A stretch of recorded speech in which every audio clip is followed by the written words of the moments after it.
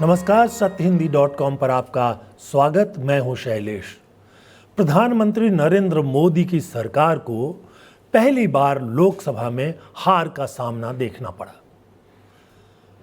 महिला आरक्षण के लिए जो संशोधन बिल लाया गया था वो पास नहीं हो पाया। गृह मंत्री अमित शाह, जिन्हें चाणक्य कहा जाता है बीजेपी का, वो भी कुछ नहीं कर पाए।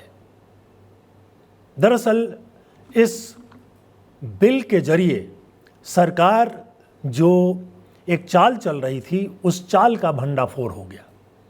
दरअसल अभी तक जो मीडिया में खबरें आ रही हैं और जो कुछ भी एक धारणा बन रही है, उसके हिसाब से ऐसा लग रहा है कि महिला आरक्षण विधेयक पास नहीं हुआ, या सरकार महिला आरक्षण विधेयक को संसद में ले आई थी। ये बात सही नहीं है। महिलाओं को लोकसभा में और राज्यों की विधानसभाओं में 33% आरक्षण देने का जो बिल है, जो कानून है, वो 2023 में ही पास हो गया था। और सच्चाई ये है कि इसको लागू करने के लिए जो सरकार की तरफ से नोटिफिकेशन होना चाहिए था, उसको सरकार रोक कर बैठी थी। और एक दिन पहले, कल ही जो है, सरकार ने इस नोटिफिकेशन को भी जारी कर दिया। यानी इस बात को आप समझ लें कि लोकसभा और विधानसभाओं में महिलाओं के लिए 33% आरक्षण 2029 के चुनावों से लागू करना पड़ेगा सरकार को। इसमें कहीं कोई दो राय नहीं है। दरअसल संशोधन के लिए जो विधेयक लाई थी सरकार, उसके दो मकसद थे। पहला मकसद था लोकसभा के सदस्यों की संख्या को बढ़ाना। सरकार चाहती थी कि लोकसभा में अभी जो 543 सदस्य हैं, 543 एमपी होते हैं, उनकी संख्या को बढ़ाकर 850 तक कर दिया जाए। और इसलिए विधेयक लाया गया था महिला आरक्षण के नाम पर। और ये कहा जा रहा था कि ये जो सीटें बढ़ेंगी, जो कि करीब करीब 300 के करीब सीटें होती हैं, तो ये 300 सीटें जो बढ़ेंगी, इन सीटों पर महिलाओं को आरक्षण दिया जाएगा। जबकि विपक्ष बहुत साफ तौर पे कह रहा था कि अभी जो 543 सीटें हैं, उनमें से ही 33% सीटें महिलाओं के लिए आरक्षित कर दी जाए। बहरहाल, तो सरकार की जो ये चालाकी थी वो कामयाब नहीं हो पाई। विपक्ष ने उनके इरादे को अच्छी तरह समझ लिया। और इससे भी महत्वपूर्ण बात ये थी, इसी तरह की महत्वपूर्ण बात ये थी कि सरकार ने इस बिल के साथ डिलिमिटेशन को भी नत्थी कर दिया था। डिलिमिटेशन का मतलब होता है कि आबादी के हिसाब से लोकसभा की जो सीटें हैं उनको फिर से तय करना। दरअसल संविधान में ये व्यवस्था है कि हर 10 साल पर जनगणना के बाद लोकसभा की सीटों का डिलिमिटेशन किया जाए। यानी आबादी के हिसाब से हर जगह के सीट जो हैं वो तय की जाए। और 1975 में जब इमरजेंसी का दौर था, इंदिरा गांधी की सरकार थी, उन्होंने एक कानून बनाया कि 25 सालों तक डिलिमिटेशन का काम नहीं किया जाएगा। यानी सीटें बढ़ेंगी या घटेंगी, ये नहीं होगा। उसके बाद 2000 के आसपास जब अटल बिहारी वाजपेयी जी प्रधानमंत्री थे, तो उन्होंने इस कानून को 25 सालों के लिए और बढ़ा दिया। यानी ये तय किया गया कि 25 साल तक डिलिमिटेशन नहीं होगा, यानी लोकसभा की सीटें नहीं बढ़ाई जाएंगी। अब 2026 में ये जो रोक कानूनी था वो ख़त्म हो रहा है। अब इसके बाद सरकार को डिलिमिटेशन के बाद सीट बढ़ाने का अधिकार तो है, लेकिन ये इसके साथ एक शर्त ये रहती है कि जनगणना के बाद। अभी जो है स्थिति ये है कि जनगणना की कार्रवाई अभी शुरू हुई है। कायदे से 2021 में जनगणना हो जाना चाहिए था, लेकिन अब सरकार ने उसकी प्रक्रिया शुरू की है। अभी घरों की गिनती शुरू हुई है, उसके बाद लोगों की गिनती की जाएगी। और इस बार जाति जनगणना भी की जानी है, इसलिए जातियों की गिनती भी होगी। तो ये होने के बाद सरकार डिलिमिटेशन का प्रस्ताव ला सकती है। लेकिन ये सारा कुछ महिला आरक्षण के नाम पर सरकार एक साथ ला करके अपने पास बहुत बड़ा अधिकार लाना चाहती थी। इसमें एक दिक्कत ये थी कि दक्षिण के राज्य, खास करके तमिलनाडु, बार बार ये कह रहा था कि अगर आबादी के आधार पर सीटों का फैसला किया जाएगा तो उत्तर भारत के राज्य यानी हिंदी पट्टी के राज्य खास तौर पर यहाँ पर जो सीटें हैं वो काफ़ी बढ़ जाएंगी और दक्षिण में कम हो जाएंगी।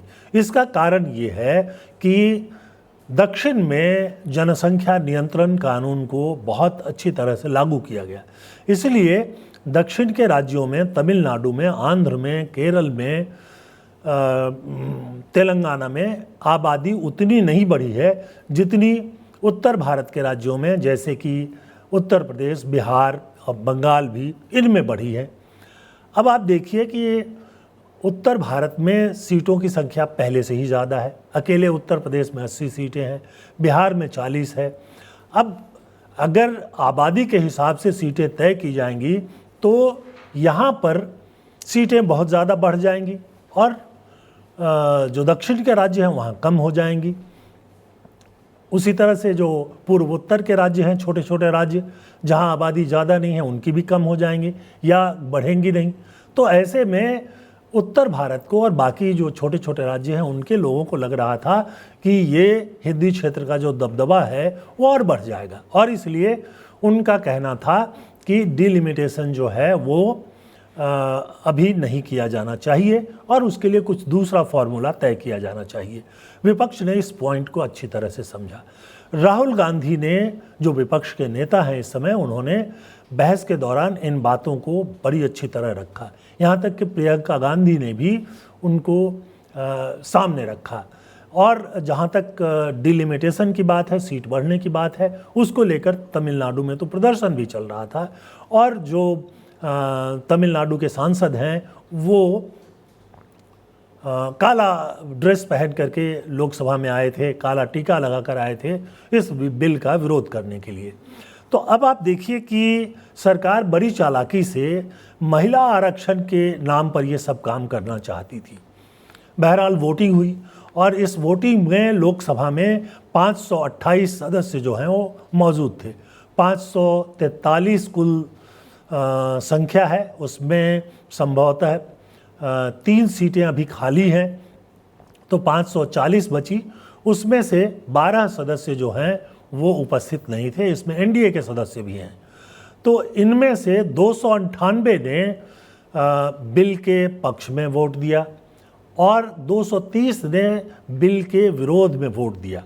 अब ये जो है, चूँकि संविधान संशोधन का बिल था, इसका नाम 131वां संशोधन था, तो इसलिए साधारण बहुमत से ये बिल पास नहीं हो सकता था। इस बिल को पास करने के लिए 2/3 सदस्यों की ज़रूरत थी। सरकार को और एनडीए को अच्छी तरह से मालूम था कि उसके पास 2/3 बहुमत लोकसभा में नहीं है और इसलिए ये बिल पास करना संभव नहीं है। उसके बावजूद सरकार इस बिल को ले आई, शायद इस मुगालते में कि महिला आरक्षण के नाम पर एक माहौल बना करके वो इस बिल को पास कर ले जाएंगे। फिर लोकसभा के सदस्यों की संख्या जो है वो 850 तक करने का मौका मिल जाएगा और उसके साथ साथ डिलिमिटेशन भी वो कर लेंगे और उसमें जो छोटे राज्य हैं उनकी समस्या बरकरार भी रह सकती है, क्योंकि वैसे तो सरकार ने कहा था कि हम 33% जो महिलाओं को आरक्षण देना है उतनी ही सीटें बढ़ाएंगे। उसके हिसाब से 816 सीटें होती हैं। फिर 850 के लिए प्रावधान क्यों रखा गया था? उसमें ये क्यों कहा गया था कि इसमें से 815 सीटें जो हैं वो राज्यों से होंगी और 35 सीटें जो हैं वो केंद्र शासित राज्यों से होंगी। तो ये सब मिला के एक घालमेल चल रहा था और विपक्ष ने एक सही फैसला लिया और उसमें उन्होंने 2/3 बहुमत नहीं आने दिया। हालांकि अगर साधारण बहुमत की ज़रूरत होती तो सरकार ज़रूर इस बिल को पास करा ले जाती, लेकिन चूँकि ये संविधान संशोधन बिल था इसलिए ये 2/3 के बिना पास नहीं हो सकता था। यानी सरकार को जो 528 विधेयक सदन में मौजूद थे और जिन्होंने वोट किया उनमें से 352 के वोट चाहिए था, लेकिन ये वोट उनको नहीं मिला। अब जो बाद में बयान आ रहे हैं एनडीए के लोगों के, बीजेपी के लोगों के, उसमें यह दिखाने की कोशिश की जा रही है कि विपक्ष ने महिला आरक्षण बिल को पास नहीं होने दिया। ये सच नहीं है।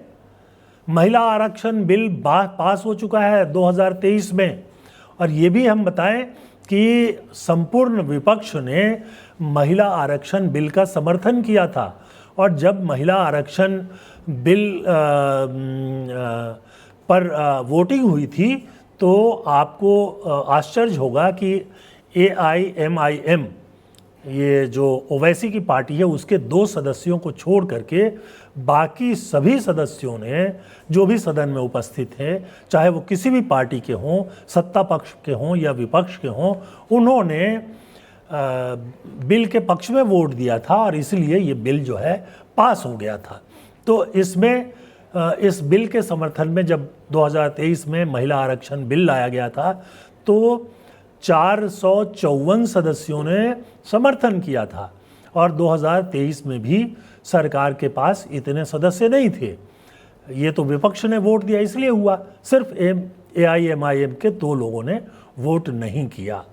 लेकिन जो ये बिल लाया गया था संशोधन इसमें करने का बिल, वो ज़रूर फेल हो गया। अब सरकार के पास उपाय क्या है? उपाय ये है कि वो 543 में 33% सीटें जो हैं वो महिलाओं के लिए आरक्षित कर दे और 2029 के चुनाव से इसको लागू कर दे। बहरहाल ये अभी तय या साफ नहीं है कि सरकार का इरादा क्या है, वो 2029 में इसको लागू करेंगे या नहीं करेंगे। अभी जनगणना की प्रक्रिया शुरू हुई है।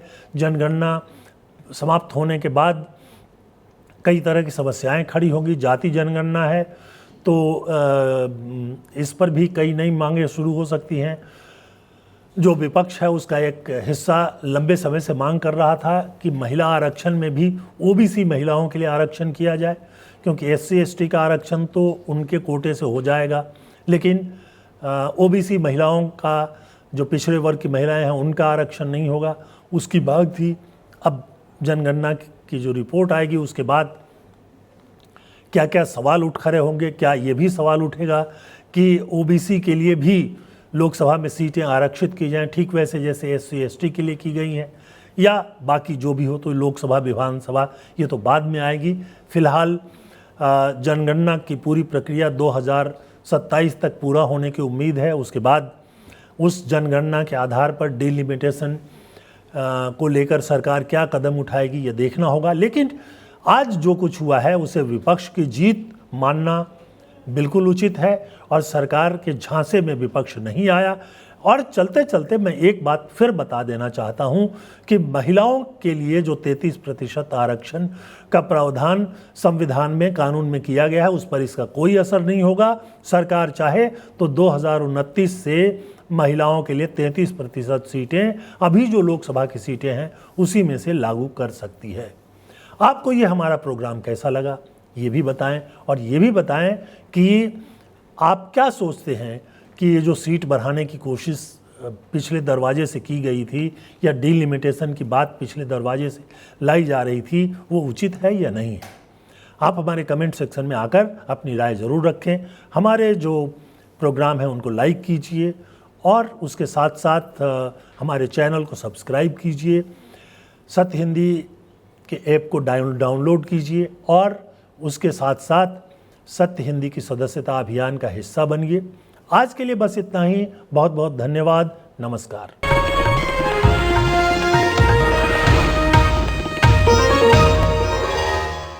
Copyright disclaimer under Section 107 of the Copyright Act 1976. Allowance is made for fair use for purposes such as criticism, comment, news reporting, scholarship, and research. Fair use is a use permitted by copyright statute that might otherwise be infringing.